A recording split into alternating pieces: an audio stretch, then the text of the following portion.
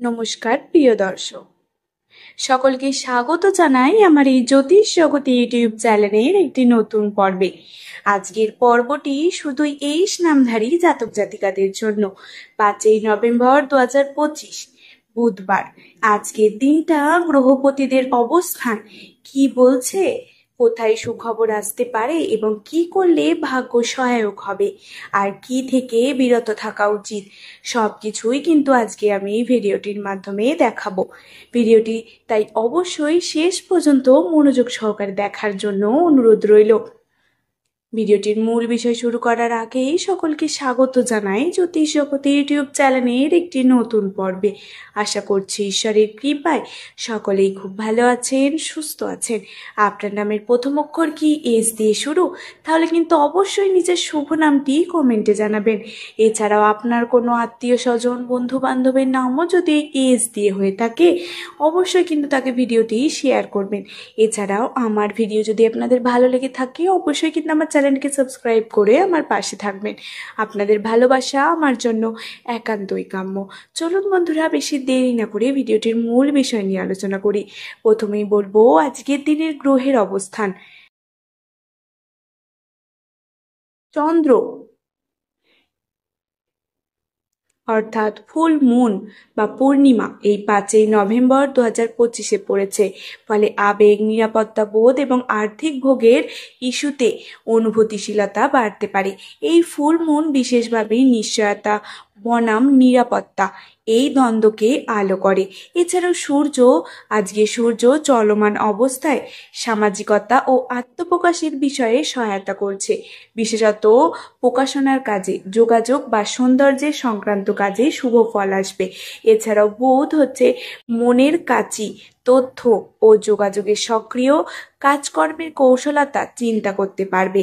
এছাড়াও ভেনাস হচ্ছে নতুন ট্রানজিট বা অ্যাসপেক্ট সৃষ্টি করেছে, ফলে সম্পর্ক, সৌন্দর্য ও আর্থিক ব্যয় আচরণের প্রভাব ফেলছে। বিশেষ করে বৃহস্পতি বা ভেনাস শনি অ্যাসপেক্টে সামান্য অতিরঞ্জিত আশা বা খরচের ঝোঁক আনতে পারে, মানে সুযোগ আসছে, কিন্তু অতিরিক্ত হলে সতর্ক হও। এছাড়াও বৃহস্পতির এই সময়ে পরিবার, শিক্ষা বিষয়ক ও নৈতিক বৃদ্ধিতে সহায়ক, কিন্তু কিছু ক্ষেত্রে বাড়তি সহায়তা বা সুযোগ আনতে পারে। বৃহস্পতির ট্রানজিট 2025 প্রসঙ্গও এখানে কাজে লাগবে। এছাড়াও শনি ধৈর্য ও নিয়মের গুরুত্ব বাড়ায়।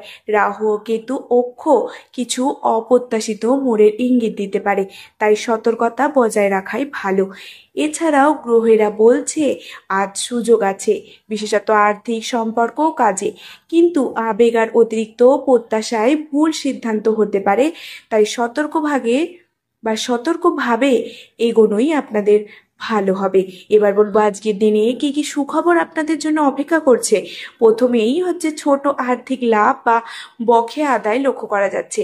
ফুল মুন ও বৃহস্পতির সমর্থনে পুরনো বকেয়া বা ছোট বাণিজ্যিক লেনদেন আজ সেরে যেতে পারে, অর্থাৎ হঠাৎই পেমেন্ট আসতে পারে। এছাড়াও দ্বিতীয় হচ্ছে কাজে বা প্রজেক্টে স্বীকৃতি পেতে পারেন। তোমার পরিশ্রমকে বা লক্ষ্য করবে, এটি ছোট বোনাস, প্রশংসা বা নতুন কাজের প্রস্তাব আসতে পারে। বুধের কৌশল ও বৃহস্পতির সাপোর্ট এই ক্ষেত্রে কাজ করবে।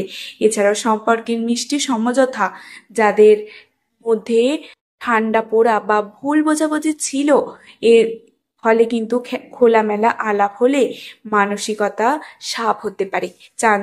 চাঁদের বা চন্দ্রের কোমল প্রভাব এখানে সহায়ক হবে। এছাড়াও সৃজনশীলতা জলের দিন আজ।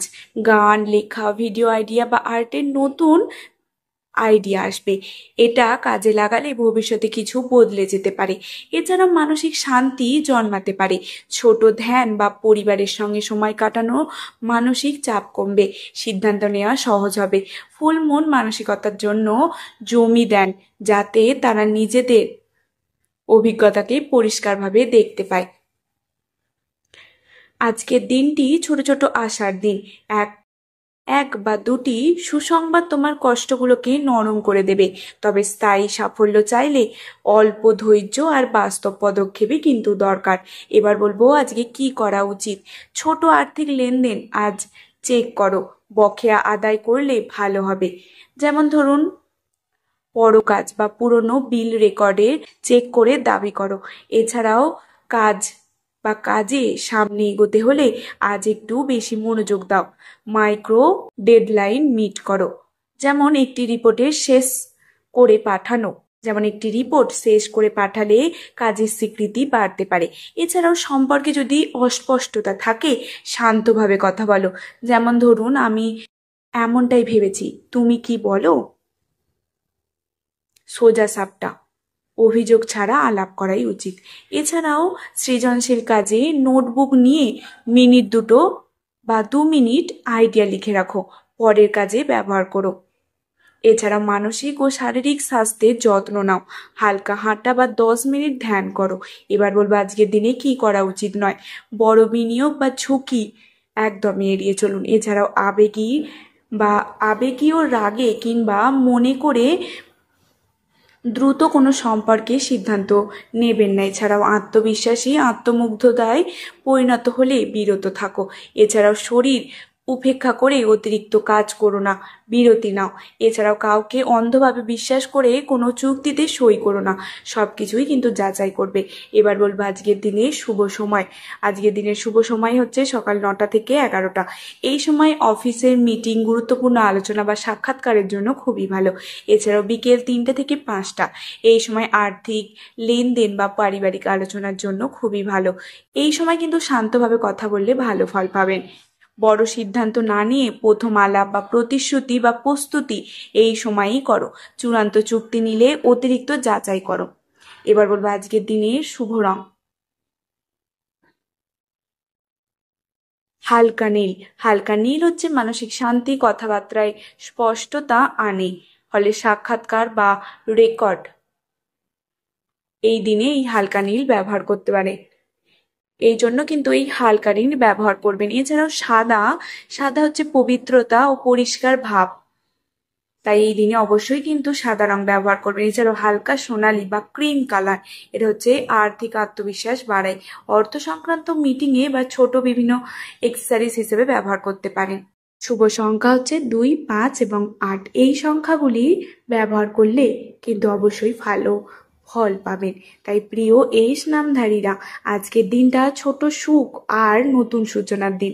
আশা রাখো, কিন্তু অহং বা অতিরিক্ত প্রত্যাশায় পড়ো না। তোমার যদি আজ কোনো ভালো খবর আসে নিচে কমেন্টে অবশ্যই জানিও। ভিডিওটি পছন্দ হলে লাইক, সাবস্ক্রাইব এবং শেয়ার করতে একদমই ভুলবেন না। আশা করি আমার বলা প্রতিটি কথা আপনাদের বোঝাতে পারলাম। যদি ভিডিওটি ভালো লেগে থাকে অবশ্যই কিন্তু আমার চ্যানেলটিকে সাবস্ক্রাইব করবেন। পরবর্তী দিনের একটি নতুন ভিডিও নিয়ে অবশ্যই দেখা হচ্ছে। সকলে ভালো থাকবেন, সুস্থ থাকবেন। নমস্কার আমার এই পুরো ভিডিওটি মনোযোগ সহকারে দেখার জন্য।